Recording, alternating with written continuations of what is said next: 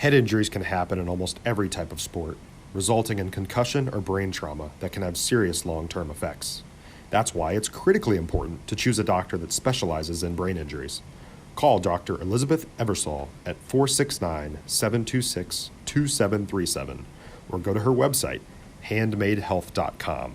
That's handmadehealth.com.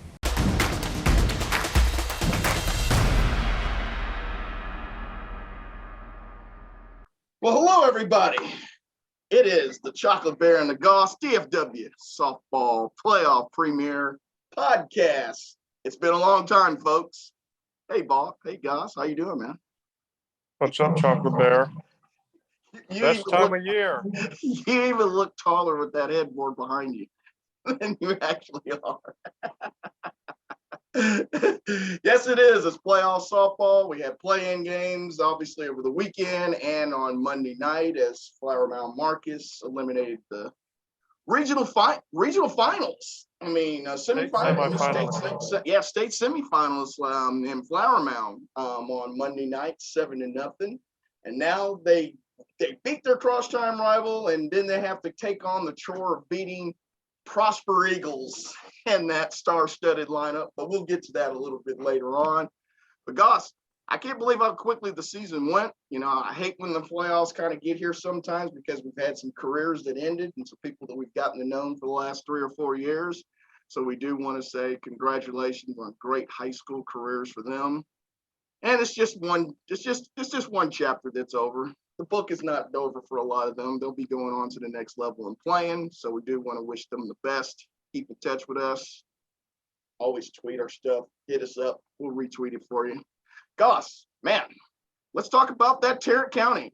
I think the biggest news is that Aledo, they get their best player back in the lineup. And that's huge in getting Macy draft. Talk a little bit about what her impact will be for this star-studded Aledo team. Yeah, I mean, going to the state finals last year, and their lineup was so loaded with those bats, and everyone's back, and they ran through the season. Their district, they're like 23-2, pretty much without Macy, and then she comes back, just an added weapon there to lead off, and obviously her glove at short, so, and the speed as well. First game back, she had that inside the park home run, so it just an added weapon for already a team loaded with weapons. So we'll see how far they can go. Their region is pretty tough this year. They have 3 or 4 pitchers now. Last year was kind of, Kaylee Smith was kind of taking charge, and then behind her, Natalie Touche. Brentley Gonzalez has come into Aledo this year and actually has the team lead in wins. So, that could be interesting, kind of throwing, different arms, different styles at their opponents, and we'll see how far they go. But yeah, just a loaded lineup as usual, and Macy just makes it that much more loaded. And here is Macy. She loses the state championship game on that Saturday afternoon. And here it is that Sunday. She's, practicing back in Aledo. She's on a mission to win state. I mean, I think the huge thing got to be bad for Aledo's got a tough time to swallow that pill of all the errors they had in the state championship game last year. That was a really good fielding team. I think that they felt that they threw that game away last year. So I'd like to see if that's going to be a nice motivating factor for them to get back there, because like you said, it's not going to be very easy there. And you also got #1 ranked team in the country, that may be looming down the line there in Monterey and Montgomery Lake Creek as they're 29-0, but we'll get to that down the road. But yes, I do think that they've got to be, one of the favorites to get there. Let's talk a little bit about some of the 6A teams over there in the Tarrant County area. Is there anybody that you think can really make a real deep run here from the Tarrant County in the playoffs? Yeah, I think it starts up top. My #1 team from the regular season, Boswell, who had a tremendous year. And I was even kind of thinking about this on the drive home yesterday. They go to the regional semis last year. They're furthest any Boswell team's ever gone. and heck of a team, a lot of great players that we know, and all of a sudden they Coach Wilson steps down. Haley Parker, the MVP, she graduates, and then Emma Robertson, who was my all-area MVP, graduates. So essentially, you lose three of your key members, and I was pretty skeptical. I wasn't sure if they were going to win district. I knew they were going to make the playoffs, but how far? Right. And in one hire, they didn't quite fill the three, but they got 2.5, I think. Right? They get Coach Stidham, who knows her softball. And how many times does a team hire a coach who has a kid who's a capable starter? Yes. So I mean, right there, they made one move and they got two. And then the half, I think, is she bats as well. Haley Parker. Yeah. Haley Parker last year kind of batted, but Allie Stidham is a much better bat. It's a middle of the order bat. Yeah. Not Emma Robertson type, but it helps. So yeah, they almost got the three back, but a lot of key contributors back to Harley Russell, Birdie Skipper, Malia Jones, Centray Armstead, who leads the team in home runs. So, and Stidham has been lights out. She's been the best pitcher in there in the Tarrant County. Yeah, I mean, if she keeps this up, she's good chance she'll be my player of the year for the all area team. But yeah, I like their chances to go at least back to the fourth round. Not really I don't think a cakewalk in the first round, but I mean, Salt Lake Carroll's pretty good. They're pretty good district. And then after that, you go west, and then you come back. So I think I like their chances. I like the team last year was great, and I love those girls and Coach Wilson. But I just feel like this year's team maybe a better chance if they had to face Prosper again in the regional semis. I'd like their chances a little bit more this year. Yeah. Well, and the other thing with that is think that Denton Geyer would like to have Stidham back now, pitching for them now that they've lost Gracie Willis, to a knee injury. So you make one team good and you take one of your foes and make them worse, at the same time. Yeah, that's the thing too, is I knew Allie was a good pitcher, and she pitches a lot in select, plays for American Freedom, the top Freedom team, but I just wasn't sure, put her in a role, everyday role in high school, because last year, right, how many going behind Ranchi Willis, she probably, I don't know how many innings she pitched really, but she's excelled, she's thrown some no-hitters. She leads the Tarrant area in with 20 wins, 252 Ks, a sub 1 ERA. So she's on a roll. That team's on a roll. And, Coach Stidham, Coach Fulkerson, that whole team, they're doing a good job. You also probably have to talk a little bit from that area is Justin Northwest. Anytime you got a stud pitcher, you can always ride the back, especially in playoffs. Abby, I mean, she's grown up a lot from last year to this year. What do you think about their chances of being able to try to make make a run in the playoffs? Yeah, and Abby, didn't play probably a month or two because she was, coming back from injury, and she came back and just was the same old Abby. Took a little bump there against Colleyville Heritage, who we can kind of talk about as well. But they get a rematch here in the first round with Azo. But yeah, that kid is amazing.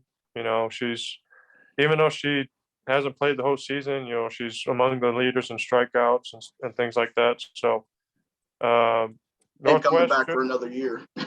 Yeah, and Northwest is kind of in that same category as Boswell. They should be among the favorites to at least go to the regional round. Yeah, and they're doing a great job. I feel like their bats are better than last year.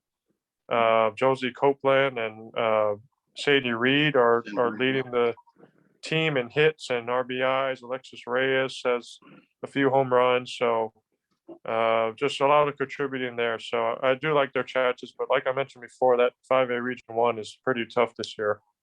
Yes, it is. Well, speaking of that, Timber Creek, you're going to be doing the Timber Creek and Pascal game tomorrow. I mean, Timber Creek's had an excellent year there. Again, probably trying to get rid of that taste that they lost in the first round last year, now to go into the playoffs. So can you talk a little bit about what the Falcons look like? Yeah, Timber Creek, they got a new coach. Laura Moore, who was, I believe, the first coach ever, longtime coach, and she retires last year. So new coach, and you kind of get into a transition period. And Sure.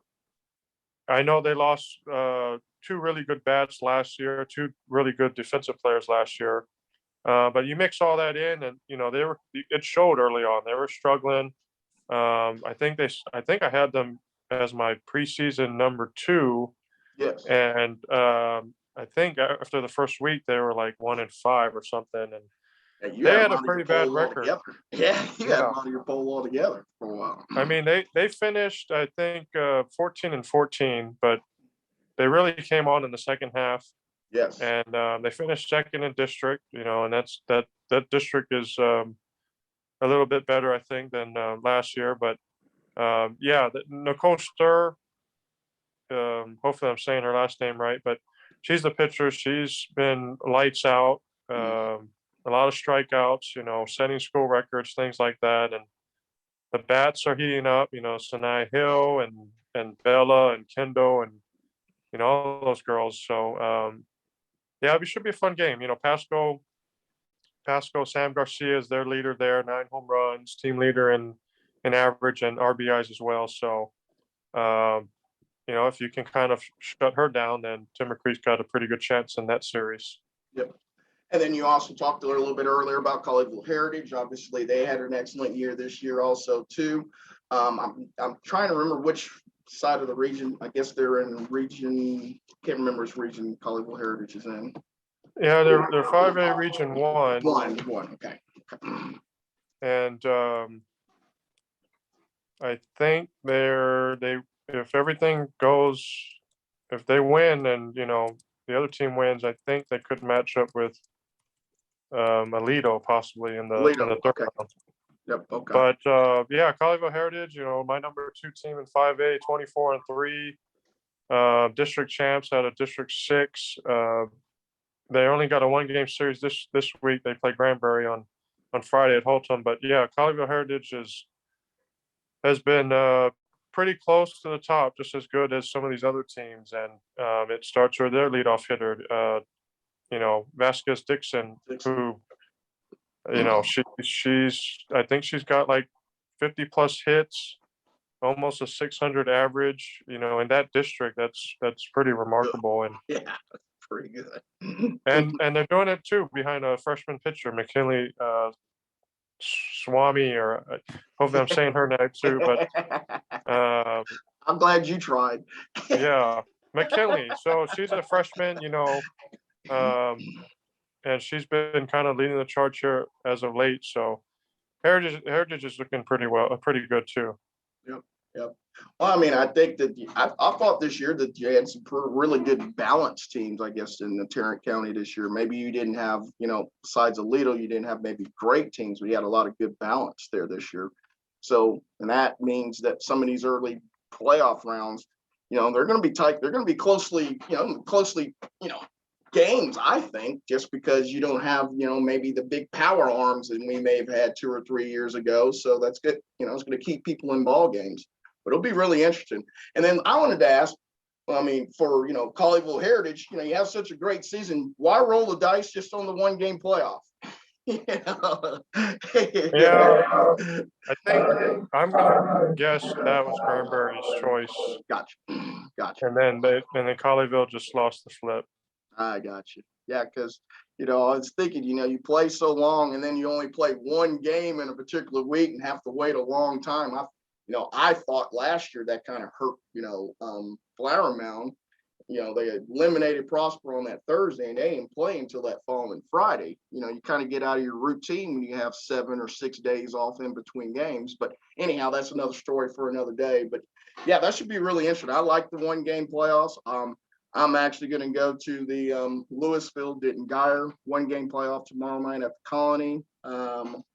Obviously we found out the news that Gracie Willis couldn't pitch for Denton Guyer because she tore her meniscus.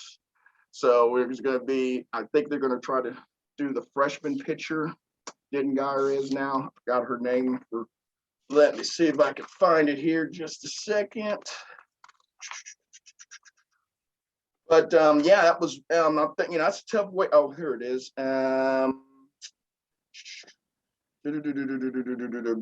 Well, I mean, I guess Denton Guyer this year, I guess are going to be really balanced with Riley Bryce and Aaron Peterson. I mean, I know Avery Jefferson's got. I think she's the home run leader for Guyer this year. They're a really athletic team. I got to watch them a couple weeks ago against Denton Braswell. But Louisville, I was very impressed with them. I think they've got two or three that have the most stolen bases in the Metroplex at the top of their order. And for Louisville this year. And I mean, the job that Coach Porsche has done this year for Louisville, I mean, took them from being outside the playoffs last year to a second place finish this year in that real tough district, obviously, with Flower Mound schools, Prosper, and who was the other one? Denton Guyer. That's a loaded region. Anytime Flower Mound's not in the playoffs, that tells you that district's pretty tough, softball wise. So but I really am looking forward to seeing that. And speaking of, I mean, Marcus is going to be playing Prosper. We already know how well balanced we know about that star-studded lineup in Prosper. I would have to say, Hayden Sokolasi and Tori Edwards with Marcus. I mean, you're dealing with an LSU and an Oklahoma State signee there. Prosper is leading the league in runs. I believe they're averaging 9 runs a game. Their pitching hasn't been as good. They've been playing a lot of slugfest, there in Prosper. But that's tough. That's a pretty tough matchup in the first round for sure. Yeah, it is. Marcus was in a tough district, and I mean, District 5 and District 6, every sport in the first round is like, what are these two teams playing in the first round? So it's not your typical 4 versus 1, but yeah, I mean, you have a lot of great players on both teams, and Faith Dresso for Marcus maybe pitched the best game of the season there. Yeah. Shutting out Flower Mound to clinch the playoff spot. And you mentioned Hayden and Tori and Ogwen too, is Michaela Ogwen, yes, going to UNT. But yeah, Prosper, you have 4 D1 high-end D1 commits, and none of them graduate from a season ago when you went to the regional final. I mean, just how lucky was Prosper there. But yeah, it's tough, for any pitcher. It's like, okay, you can maybe shut down 1, maybe 2, maybe 3, but then there's still another one. There's a 4th, and it's like, are you kidding me? And the thing too, I was saying to myself the other day, they played a warm up against Alito on Saturday. Oh yeah, that's and right. They lost 6-3 at Prosper. Okay. It was just a warm up game, and Alito's number 1 in my area, and Prosper's number 1 in 6A in Dallas. But to get a loss, that might have just helped Prosper to get a loss a week before playoffs. Right. They get that loss out of the way, because a lot of times you see, and that's why it's so hard to go undefeated for the whole season, because you lose your edge. So it might be, and that was probably a good thing for them to lose that game at home.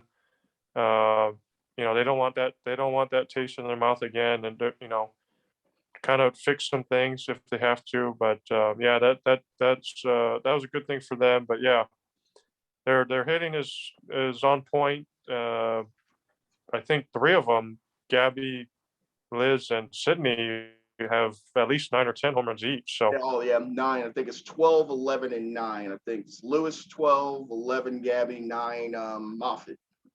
yeah, and yeah, they're kind of doing the 2 pitcher thing like last year. I Yep, believe what's their names, Renfro and Hooker. So yep, Hooker. yeah, and Hooker, I think it was freshman. Hooker hits the ball well down at the bottom of the They're order. freshman. Yeah. Yeah, so I that think just I adds actually think their lineup another is a little dynamic. younger than it was last year. They're getting a That lot of just adds production. another dynamic. Again, last year their 2 pitchers I think may have hit, but what kind of impact. And so to have a pitcher like Hooker who can also hit, that just gives you another weapon. Yep, absolutely. It's kind of like what Lexi Telford was for Allen last year. She's Yeah. a great pitcher and she bats 4th on your team. It's got 2 weapons, you can say, in that situation. There was a surprise team that I thought this year was Hebron.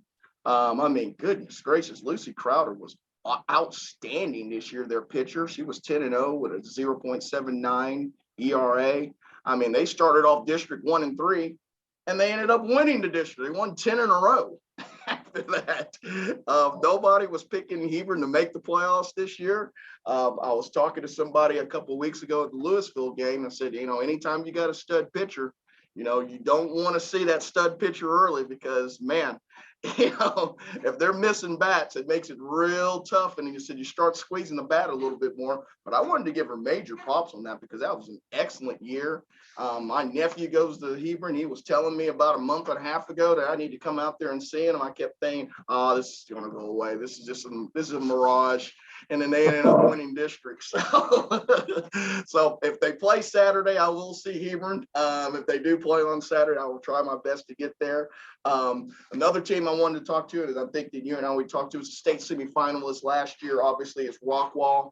They had another excellent year again. What can you say about Ansley Pemberton? The sophomore really grew up again this year. I believe she was 20-2 this year with the 1.16 ERA.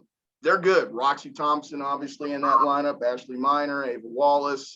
They're, Elizabeth Schaefer. I think that they're going to make a deep run, and I think they can get back to state again here. They basically have everybody from last year's team on this team this year, and you got your freshman pitcher, a sophomore, which is huge, and she's got state experience. Yeah, for sure.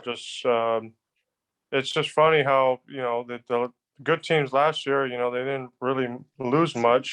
Talking about Prosper and Rockwall and Alito, and so yeah, those 3 teams, including Rockwall, they should be favorites to at least go pretty deep, 4th, 5th, or 6th round. So yeah, Ashley Miner just was voted my DFW Player of the Week. She had 3 home runs in one game last week against North Mesquite, and Roxy actually had, I believe, 2 in that game as well. So, but yeah, you mentioned Ava and Elizabeth. They could go off, and just hard to kind of get anything going against Ansley.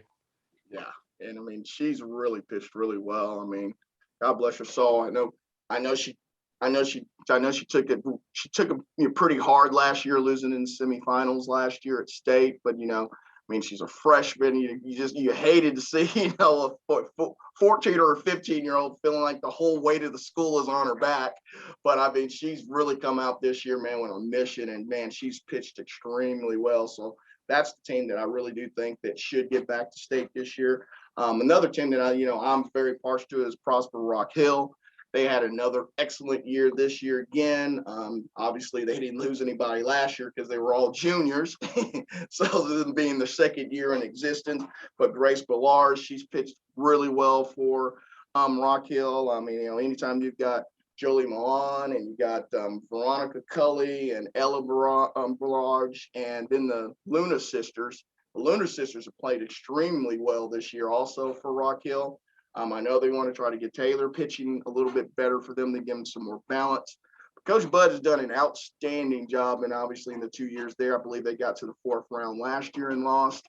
I got to talk to them about a month and a half ago, and it seems like they're on a mission now to try to get past that 4th round. I think they know what's ahead of them, and they know that they got a lot of potential to get there. It'll be really interesting to see how they go. But I think, this year it was kind of Lovejoy and them were kind of going back and forth on who was the best team. I believe Lovejoy got to it was the 5th round. I think they got 1 round further than them.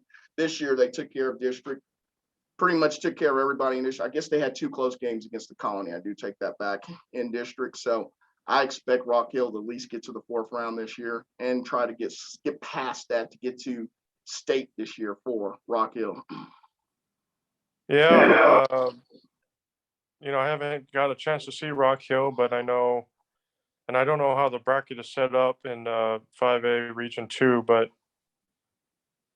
probably third round, or maybe 4th or maybe 5th. You also got Frisco Heritage.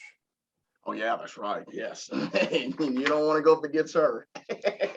And I have her stats here. Jensen Hall, who's a junior pitcher, who's like, her numbers are like almost leading the nation. She's pitched. So Heritage is 24-1. She's pitched every game. She's pitched 132 of 134 innings. She's got a .53 ERA, 298 strikeouts, 13 complete games, 16 shutouts, and 6 no-hitters. And she's a junior. And she's a junior. And she's committed to Dartmouth, so she's not dumb. She's smart too. She's smart too. Good grief, that is unreal. I love Elsie LeClaire. She's hitting .594 for them. And as a team, even Jensen's got 3 home runs. As a team, they have 25 home runs. Yep. So this team, can hit. Nadia Kazada, I hope that's how you say it. She's on fire. She's homered in 4 straight games for them. She's batting .492. They got eight girls with at least 10 RBIs. They got 4 with at least 20, and they got 2 with 30. So goodness. Hey, not bad at all. Yeah, you don't want to go up against her in the playoffs. That's different. And I have a feeling nobody's going to be wanting to do a 1-game playoff with them either. No, that's the kind of thing you go 2 or 3 and kind of maybe wear her arm out and stuff. Yep. Like that. Still maybe a 1-0 game or a 2-1 game, and then you have to pitch her the second game, and then you hope the third game that she's a little tired. That's what you hope. And I have the brackets here, and it looks like it Rock Hill and Heritage, if they both win, it'll be a 3rd round matchup. 3rd round matchup. Okay. And Heritage, they're playing Lovejoy, who didn't Lovejoy, you said, reach the. Yeah, they got to the 4th or the 5th round last year. They lost to the same team that beat Rock Hill in the playoffs last year, back-to-back weeks. So yeah. Yeah, Rock Hill's got Lone Star and Heritage got Lovejoy in the 1st round. So if both win their 1st round series, then they'll both win the 2nd round. Because they play don't they play DISD school in the 2nd round? DISD, yeah. Yeah. So I think last year Rock Hill played Woodrow Wilson last year in the 2nd round. Yeah. But quickly, just sticking with 5A Region 2, you also got runner-up Frisco Memorial with Maddie Muller, who has been pitching lights out as well, and 3rd place out of that district, Frisco Reedy with Michaela Cox and Allie Ryan and Alyssa Thompson. Yeah, you got to see them a couple weeks ago. How did they look? They won on a walk-off walk. That's right. But they did come back. Caitlin Warren for Reedy hit the game-tying two-run double in like the 6th inning and kind of chased Muller out, but yeah, they hung on. But Memorial finished runner-up. That could be a third-round matchup as well. Reedy's got the Colony, so that might be a pretty good series. Yeah, that's going to be a good series. That starts tomorrow too. And then last one I just want to mention, because they're over here on this side, is Joshua. District champs out of 14. I saw them on Friday against Midlow, and then on Monday they beat Red Oak to clinch the number 1 seed. Yeah. So I like what Joshua's doing with Coach Benson. Katie Amador is only a sophomore, but she's second in the area in strikeouts, and man, she's been on a roll. And they got some really good bats with Riley Rumfield and some others. So we'll see how far Joshua can make it. But if they can make it 3th, 4th round, we're talking really good season for them. That's a heck of a year. Yeah, I mean, that's a heck of a year. I did also want to mention Forney, Kaylee Slade, the freshman pitcher for Forney. Forney's back, won district again in their new stadium. I really hated that I didn't get out there to go see their new stadium. It looks absolutely great. But I mean, their freshman pitcher was 18-4 this year with 1.84 ERA and 175 Ks. I mean, Coach Idle, I mean, obviously we know he's got championship pedigree. He knows how to win in the playoffs, obviously. I mean, he's graduated a ton of Division I Power 5 talent the last 2 or 3 years. But, I mean, seems like you got the backbone of a great pitcher as a freshman there now for them now. And I think she said that and then they got also Jenna Joyce. Is that right? Yeah, Jenna Joyce. And I think she's got 12 home runs. I think she's tied for the league. I mean, tied for second in the area, behind obviously Sammy Hood, who's got 18 home runs for Allen, the shortstop that's going to Wichita State. She's trying to tie the Metroplex record. I believe it's Stevens for Wiley that's got it in 2011 at 19. She was on a tear before last weekend. I think she hit 3 or 4 home runs the weekend before, but this past weekend she didn't hit any. So it'd be nice to see if Sammy Hood can drive one more out of the park and at least tie the record before, Yeah, she'll. That's the Dallas area record. Yep. I don't know what the overall Metroplex. We actually have. I haven't talked about them, but Burleson Centennial has been good in Region 1. Mm-hmm. Bailey Lindemuth is just unreal. She's a sophomore, number 1 hitter, number 1 pitcher, but she's got 18 home runs as well. So, wow, okay. Nice. Yeah, 18 home runs and 68 RBIs after the regular season. And they played 29 or 30 games, and she's got 68 RBIs. I mean, that's over 2 RBIs a game. It's over 2 RBIs a game. So you just nuts. But yeah, Centennial is going to be I'm excited to go watch them this postseason. Not only Bailey, got to give some shout outs to Kylie Barnes and Jalen Vasquez, among the leaders in hitting and RBIs for that team too. So I don't want to get ahead of myself, but I mean, there could be the 2nd and 3rd round matchups could be just kind of historic. Yes, that's what I was thinking. I said the 2nd and 3rd rounds could be just a who's who and powerhouse with major softball playoff pedigree. I mean that's unreal. You win a 1st round game, I mean you're going to be playing a game that could be easily a regional final type game in the 2nd round. That you would see. I did also want to give Madison McClarity some props. The Saxe Texas Tech commit. She had another phenomenal year again. She had 11 home runs, batted over 600, had 49 RBIs, 25 extra base hits. Her and Kayla Olthouse, she had 9 home runs this year and batted over 500 with 58 RBIs. I know a lot of people criticize the district that they're in, said that the competition level is not very high, but I will say one thing about Madison. She can bring it. It doesn't matter what district she would be in. She can still swing the stick pretty dang on good.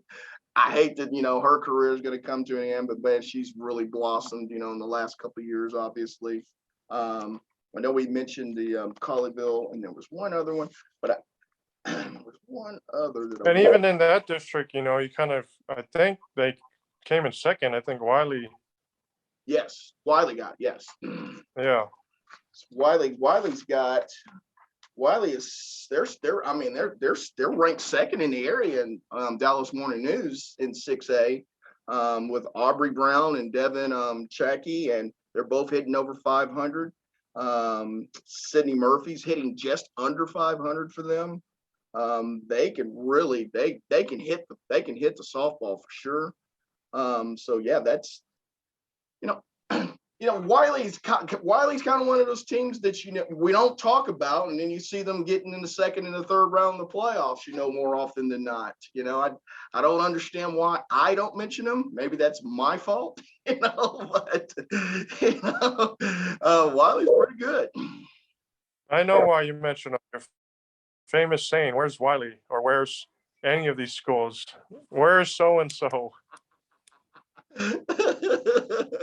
I think the last time I was actually at Wiley. No, I was at Wiley. That was when the Forney beat Reedy in the regional finals. That would have been 3 years ago. That was the last time I was at Wiley. Yeah.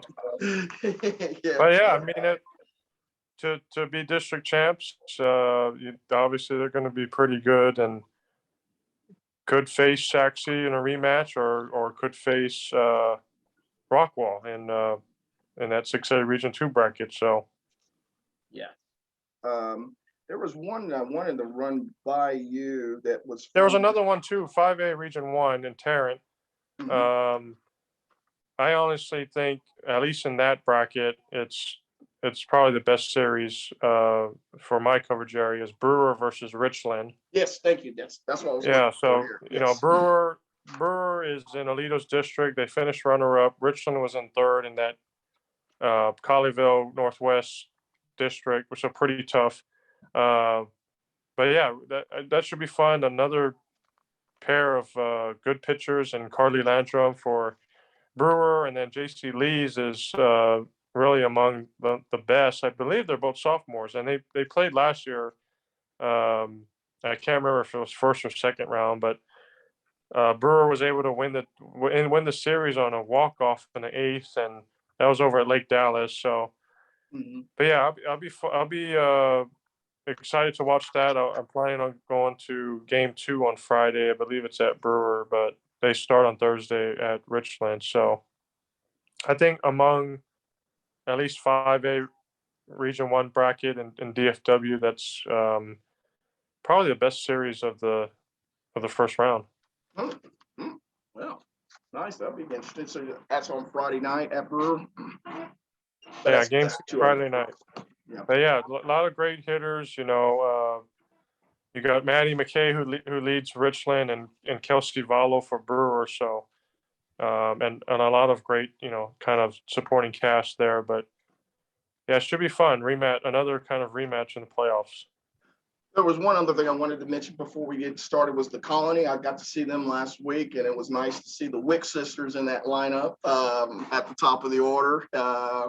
It was nice to see Coach Coleman again. It'd been a while. The last time I was there, it was Jada Coleman. Last time she pitched, because the very next day we got shot down for COVID. So I actually got to see Jada Coleman's last pitched game ever on the high school level. But Tamaya pitched really well for them. Defensively, they played really well. The Colony, I thought, had a really good year this year. I didn't know really what to expect from them, but with the Wick sisters up top, man, they got a lot of speed up top. They play really good defense, and I think that they could be a really tricky out here in the playoffs. Now, they got a tough first, like you said, tough first matchup against Reedy. But I think that could be a really, really competitive series right there. Yeah, for sure. And, You should try and go to one of those games. I'm going to try to go. If they get to Saturday, I'm going to go to Saturday game. I've got a wedding Friday night, but I'm going to go to. If it gets to Saturday, I plan on going. So because I thought that was going to be a really, really balanced, a really competitive series, I should say. But yep. So we'll see. I'll be looking on my phone Friday after the reception to see where I'm going to go Saturday. Good deal, yeah. And just a couple others before we finish off. But Lake Ridge, district champ out of District 11, 6A Region 2, among the leaders in the Fort Worth area in hits and RBIs. Tia Warsop has 40 stolen bases. Paris Johnson's got 57 hits, which I believe leads my area, and 57 hits in 29 or 30 games, almost 2 hits a game. So, yeah, not bad. It's they're looking pretty good, and they should make a significant run as well. I think the best 6A Region 1 matchup in Tarrant might be Weatherford and Byron Nelson. Byron won 10-0 against Carroll on Saturday to clinch third. Weatherford runner-up in District 3.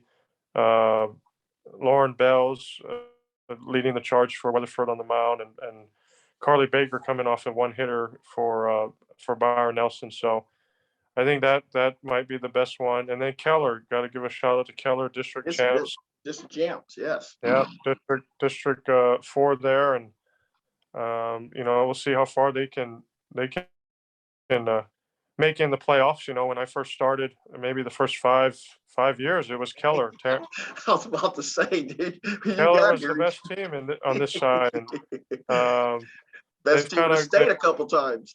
they've hit a bump in the road the last few years, but now they're back as district champs, and Meredith Henderson and Sadie Beck doing a phenomenal job on the mound, and just a lot of great hitters. Ashley Brady at short, and so yeah, we'll see how far Keller can go. Yeah, I got to see them against South Lake Carroll a couple weeks ago, and they look pretty good. Sadie, I think, was injured, but I think she is back pitching now for them now, and it's nice between her and Meredith. I mean, you can have a nice 1-2 punch there, but yeah, Ashley Breeding obviously has been super good for them too. So Kaya, the catcher, I think she's just a freshman. I think she leads the team in 7 home runs, and she was my player of the week before. So yeah, that can be a scary lineup as well. Yes, it could.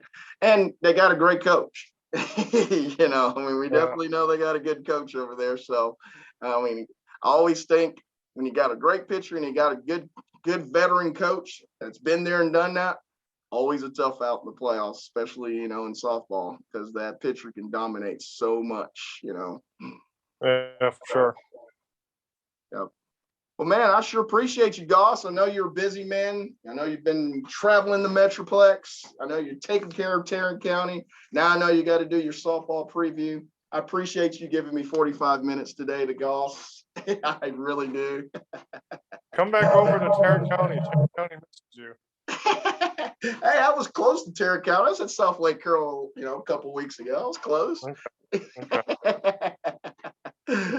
Well, hey guys, we will try to get you we'll try to get you another podcast next week after the first round of the playoffs. Good luck to everybody. We hope everybody stays safe, have fun.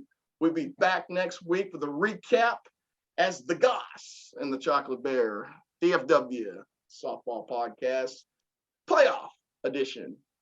Take it easy, guys. Thanks.